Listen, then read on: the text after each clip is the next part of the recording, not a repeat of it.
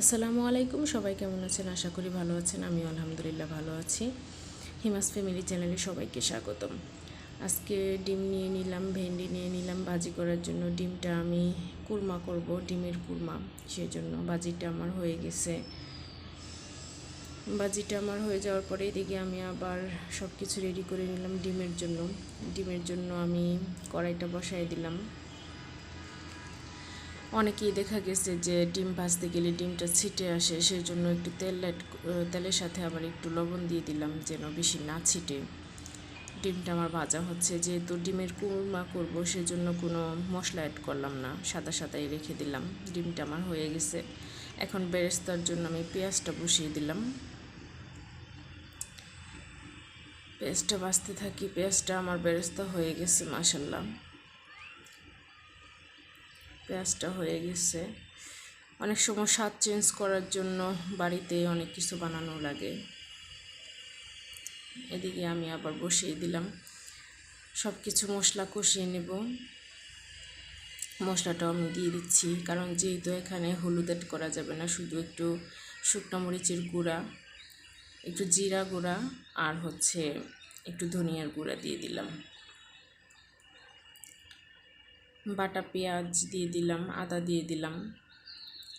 মশলাটা আমি ভালো করে কষিয়ে নিব। এখন তার সাথে আমি অ্যাড করে দেবো বাদাম।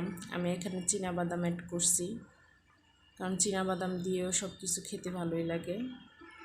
আপনারা চাইলে কাঠবাদাম দিতে পারেন বা কাজু বাদামও দিতে পারেন। আমার বাদামটা হয়ে গেছে। এখন আমি টক দইটা অ্যাড করব। যেহেতু ডিমের কুরমা, সেজন্য আমি টক দইটা অ্যাড করলাম।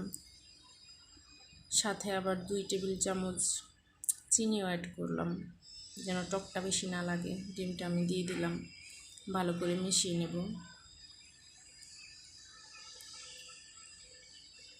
মিশানো শেষ হলে আমি পানিটা অ্যাড করে দেব, কারণ একটু ঝোল ঝোল না রাখলে আবার খাইতে ভালো লাগে না। কাঁচামরিচটা দিয়ে দিলাম।